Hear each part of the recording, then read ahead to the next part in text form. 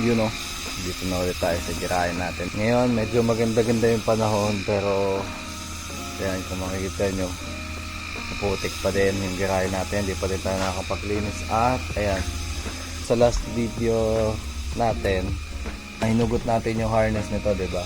Nakikita nyo, wala na tayong harness sa loob. Tapos may mga nakita tayong wires dito sa loob na may mga top katulad nito, putol siya. And then dito may mga nakatap na di ko alam kung sa remote ba yon or kung saan man. Medyo nilinis na natin to ng konti. Kung makikita nyo dito, ayan, may mga tanggal-tanggal na wires kasi may itinap. Ngayon, hugutin natin tong sidings, tago muna natin siya.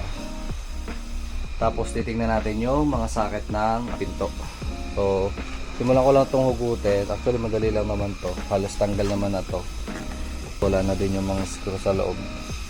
Tatanggalin ko lang yung sidings, tapos tago natin siya doon sa garahe. And then simulan natin yung pag-check ng harness sa loob ng pinto.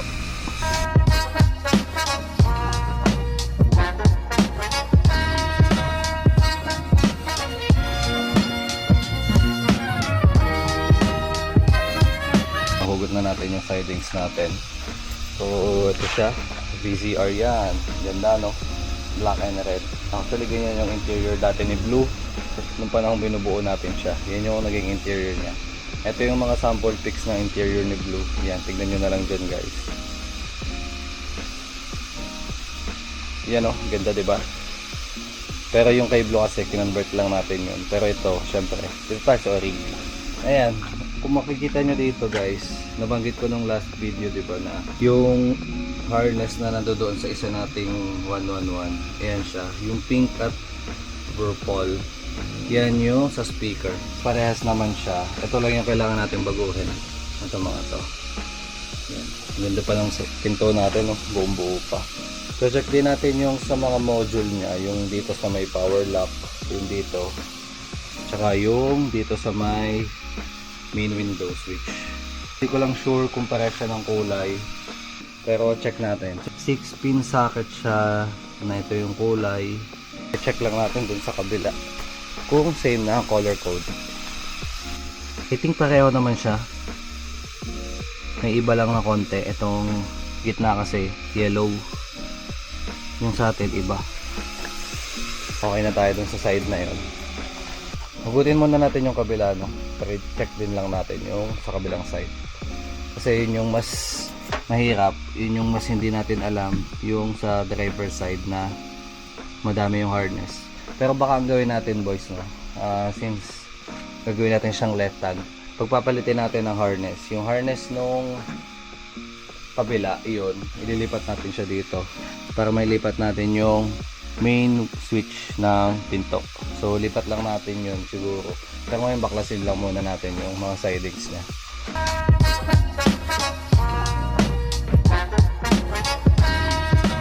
Kaya natanggal na din natin siya. Itong kabila pala wala ng plastic, no? Pero lalagyan din natin yan.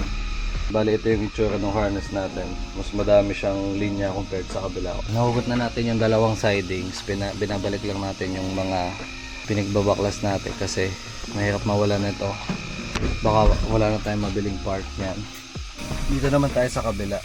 Yun nga pala guys, dun sa last video ko, nasabi ko na parang magkaiba to, diba? Ngayon pinagko-compare ko, malaki lang yata yung butas nung nandoon sa kabilang harness natin compared dito sa socket na to. Kaya akala ko magkaiba siya, pero tinitingnan ko kasi siya, mukhang parehas naman. Tingin ko okay na tayo dito. Hindi na natin kailangan hugutin yung buong harness nung kotse. Yung dito nga pala guys sa harness, nung nabuksan natin yung kabila, na-realize ko na parang hindi possible or feasible yung ito, nagagamitin natin tong harness na to para dun sa kabilang pinto, no? Kasi yung routing nito, nung tinignan ko dun sa kabilang kotse, magkaiba siya. Ayoko naman nang galawin yung routing nung nandoon sa original natin na pinto, tapos isasalpak natin to. So ang gagawin natin ngayon, kukunin na lang natin itong dulo nito. So malamang ito na lang yung gagalawin natin, no? Kasi ito lang naman yung kailangan natin. The rest hindi naman na, kasi pag na-repin natin yung socket nitong dulo, most likely gagana na itong lahat ng linya niyan. yung sa power lock, side mirrors, etc. Same dun sa kabilang side. Tapos ayan, pinag-aaralan ko to, no. Iniisip ko kung bakit sobrang dami niya. Na-realize ko na bukod dun sa dalawang power window sa likod, kasama pala dito sa linya na to yung sa lock and unlock ng pinto. Ang nangyari dito, since may extra tayong wires para dun sa motor ng power lock, kasama siya doon sa main switch natin. Tatanggalin natin yun, linya nun. Siguro puputulin na lang natin tong ibang linya dito para hindi na natin paganahin yung power lock nung sa likod, kasi wala naman tayong pinto sa likod dun sa libin natin. Ayun. So sa ngayon, yun lang muna yung inaaral natin. Actually mahirap siya kung hindi siya actual or kung hindi natin siya matetest. Tatanong-tanong pa tayo sa tropa nating electrician kung paano. Hindi naman tayo masyadong maalam pagdating sa ganito. Iniisip ko baka mamaya pagka tinesting natin siya, masunog siya. Pero ayun, yung socket nung sa switch natin, okay naman siya. I mean pareho siya. So chinek ko siya, ilan tong pins, 5 pin socket.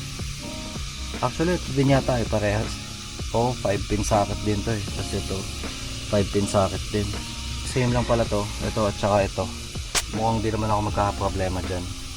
Kung masira man yung isang socket na yon, meron pa tayong makukuha na nito kasi yung sa likod same lang din naman yung socket nya. Nabanggit ko yung last time, yung ire-repin natin yung sa climate control nya. Ito kasing climate control na to, kung makikita nyo dito, may linya siya. Ayan o. Etong switch na to, hindi ko alam kung magagamit natin to kasi yung sa live-in, automatic na yung climate control nya.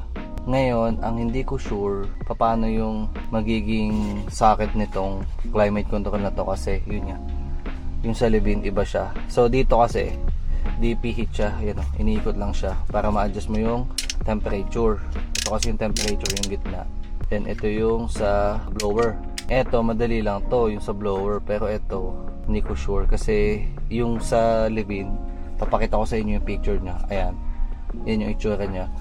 Bale yung sa live-in, di-slide siya. Tapos ito, hindi na ito magagamit dun sa live-in natin kasi automatic or motorized yung vents natin. Medyo matrabaho nga pala yung wiring, no. Hindi natin na-realize yun, pero kasi tingin ko kaya naman natin. So tayo na lang gagawa. So, yun na muna yung update natin sa ngayon. Balikan ko kayo mamaya guys, no. Pag-aralan ko lang muna kung paano mapapin out yung socket nito kasi hindi pa natin alam.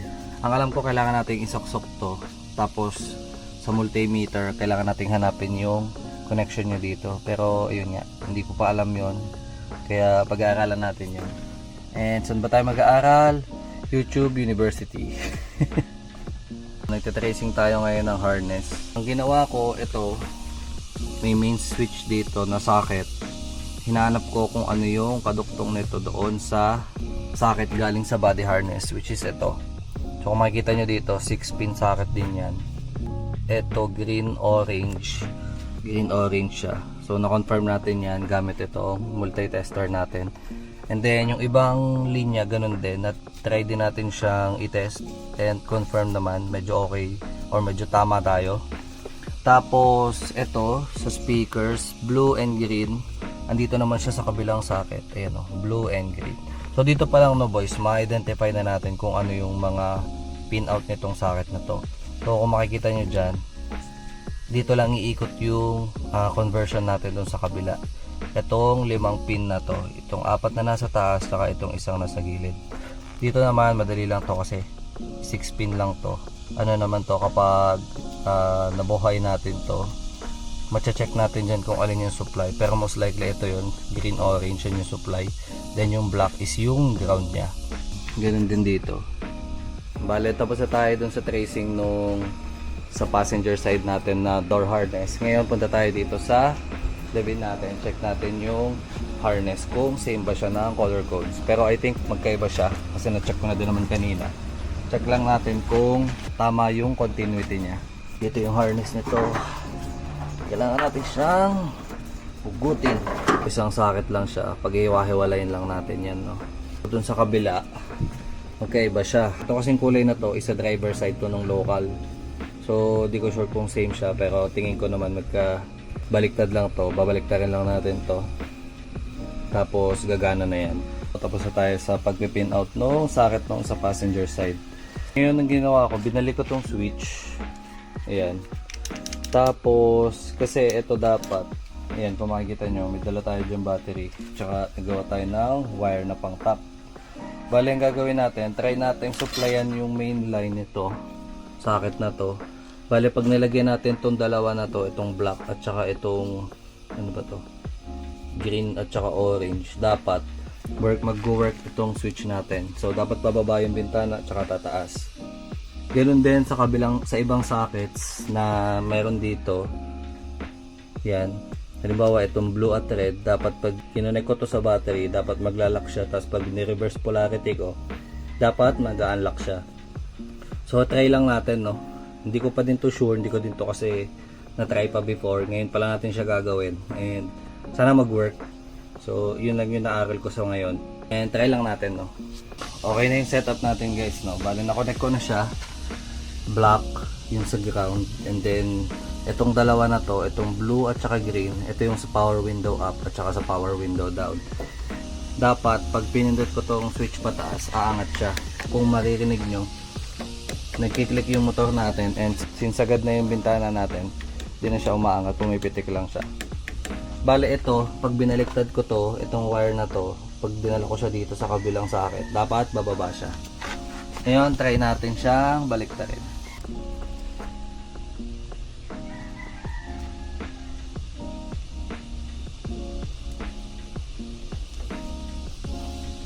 Ayan boys, napagbaliktad na natin siya.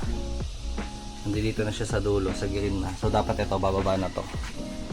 Bang! Success ang ating unang testing. So hindi siya umaangat, no, kasi kailangan may supply din tong kabila. Wala na tayong wire dito. So baliktarin na lang ulit natin to, tapos dapat aangat siya. Pakita ko ulit sa inyo.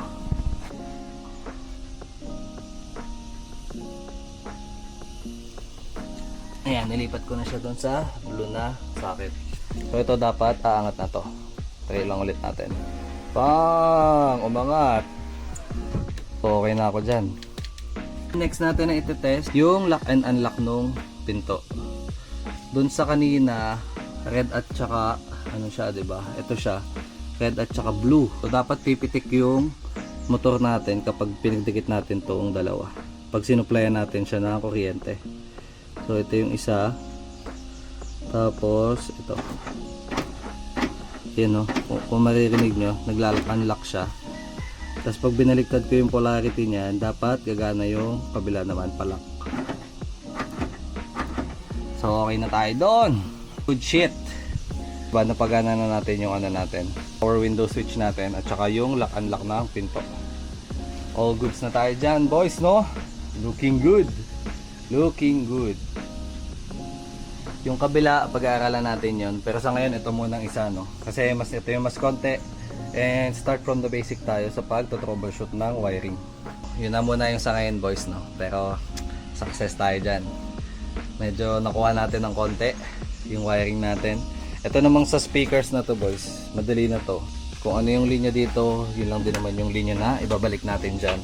And wala naman ako magiging problema dyan, tingin ko. Kasi speaker lang naman yan, magkabaliktad man yan, okay lang.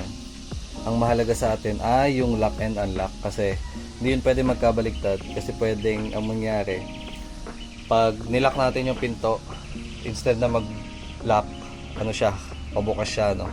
Kaya hindi yun pwede magkabaliktad. Try natin ngayon i-troubleshoot yung kabila kung ganun din, pero sana ganun din, no? Ayun yung kabila.